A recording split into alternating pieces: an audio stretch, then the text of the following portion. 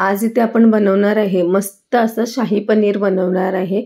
खायला खूप मस्त लागतो आणि मेन म्हणजे कसं आपले जे घरगुती जे साहित्य आहे म्हणजे घरात जे अवेलेबल आहे त्याच साहित्यामध्ये परफेक्ट असा हा शाही पनीर बनणार आहे. तर व्हिडिओ कुठेही स्किप न करता किंवा कुठेही तुम्ही अर्धवट व्हिडिओ बघू नका, संपूर्ण हा व्हिडिओ बघा, तर तुमचा देखील शाही पनीर परफेक्ट असा बनेल. आणि हे बघा, तुम्ही बघू शकता कलर, टेक्स्चर आणि खायला खरंच खूप मस्त झालेला आहे. आणि हे तुम्ही मेन म्हणजे चपातीसोबत, रोटीसोबत किंवा राईससोबत देखील खाऊ शकता.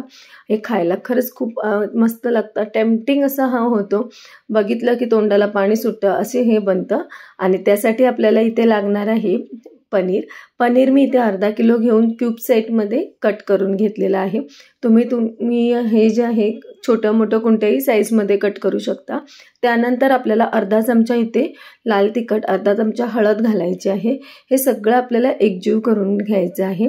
आणि लक्षात ठेवा, हे पूर्ण सगळं मिक्स करताना हलक्या हाताने करून घ्यायचं आहे, नाहीतर पनीर पूर्ण तुटणार किंवा कुस्कर होणार आहे.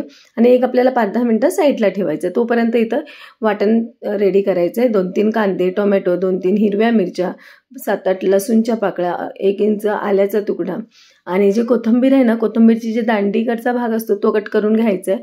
इथे 2-3 लवंग घेतलेले आहे, 1-2 हिरवी जी वेलची असते ती घ्यायची आहे, 1 दालचिनीचा छोटा तुकडा, 5-7 काजू घ्यायचे आणि 1 चमचा आपल्याला इथे सफेद तीळ घ्यायचे आहे. आणि सर्वात आधी आपल्याला काय करायचं आहे, कढईमध्ये 2 चमचे तेल घालून घ्यायचे आहे. तेल व्यवस्थित गरम झालं ना की मग आपल्याला ह्याच्यामध्ये 1 चमचा बटर घालून घ्यायचं आहे. आणि हे दोन्ही व्यवस्थित गरम करून घ्यायचं आहे. व्यवस्थित गरम झालं ना की जे आपण पनीर 5-10 मिनटं साईडला ठेवलेलं आहे ना, तो इथे आपल्याला मेन शॅलो फ्राय करून घ्यायचं आहे. अगदी हलक्या हाताने आपल्याला हे शॅलो फ्राय करायचं आहे आणि जास्त वेळ न लागता म्हणजे 1 मिनिट आपल्याला हे शॅलो फ्राय करायचं आहे. आणि हे बघा, व्यवस्थित असं हे परतून झालं ना तेलामध्ये की आपल्याला, मी इथे थोडं थोडं घेऊन पनीर फ्राय केलेलं आहे, एकदम हे सगळं फ्राय नाही करायचं आहे. हे बघा, हलकंसं फ्राय म्हणजे कलर थोडासा ह्याचा चेंज होईपर्यंत फ्राय केलं. मग मी त्याच कढईमध्ये जे आपण कांदे घेतलेले आहेत, मी ते 3 कांदे घेतलेले कट करून, ते कांदे घालून आपल्याला हलकंसं परतून घ्यायचं.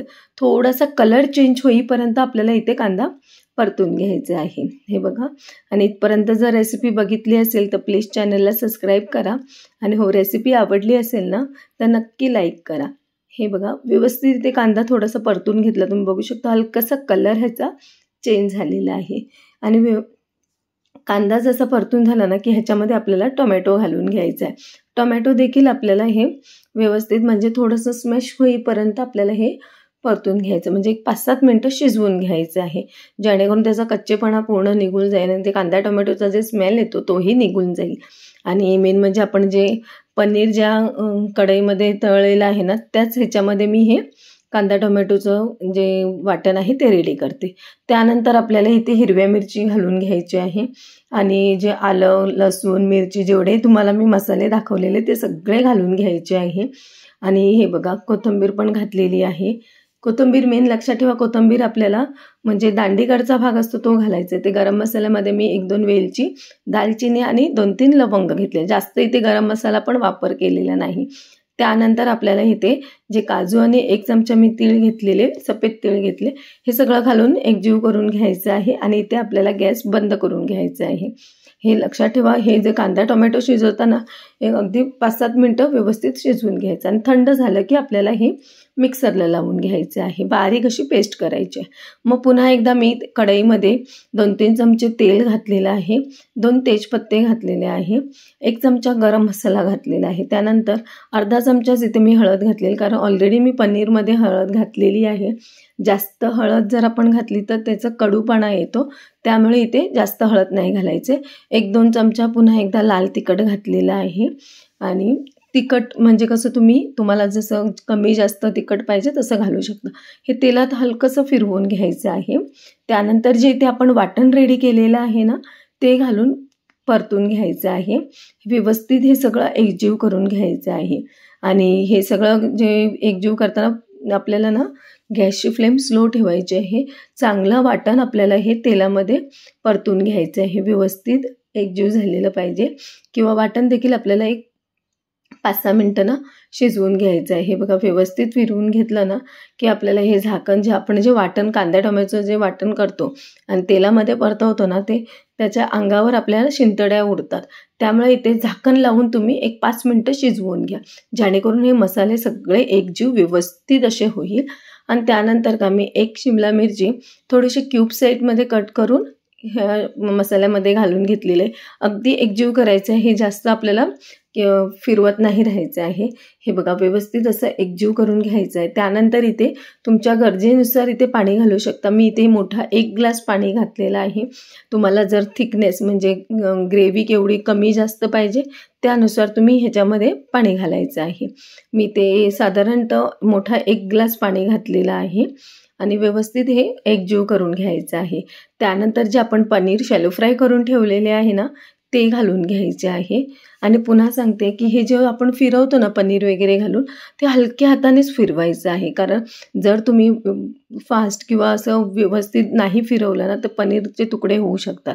मग आपल्याला ह्याच्यामध्ये चवीनुसार मीठ घालायचं आहे.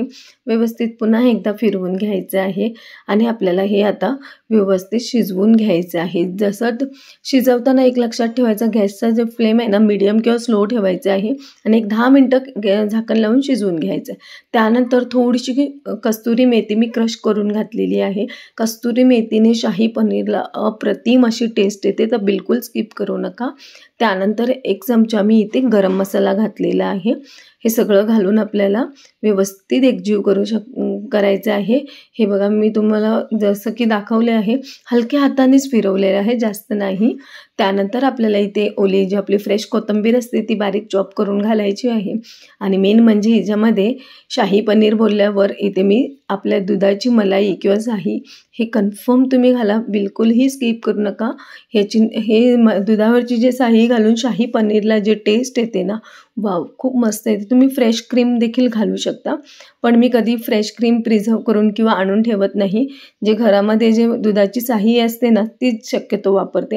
हे बघा किती मस्त असं आपला हा शाही पनीर रेडी झालेला आहे. बघू शकता कलर टेक्स्चर किती छान आलेला आहे आणि एकदम असा हा म्हणजे तुम्ही जर गरमागरम चपातीसोबत किंवा रोटीसोबत खाल्लं ना तर वाव खूप छान लागतो.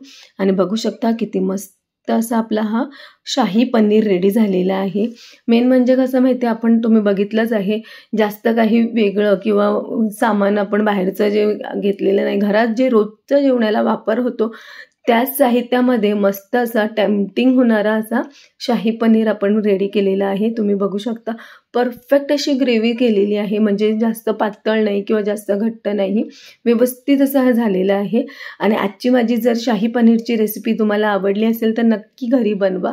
आणि अशाच नवीन रेसिपीसाठी ना माझ्या चॅनलला लाईक शेअर सबस्क्राईब करा. आणि हो घरी मात्र नक्की बनवा, तुम्हाला देखील ही रेसिपी आवडेल. आणि जर तुम्ही एकदा ही रेसिपी बनवली ना शाही पनीरची तर नेहमी बनवाल. पुन्हा भेटू एका नवीन रेसिपीसोबत. Bye bye and thank you.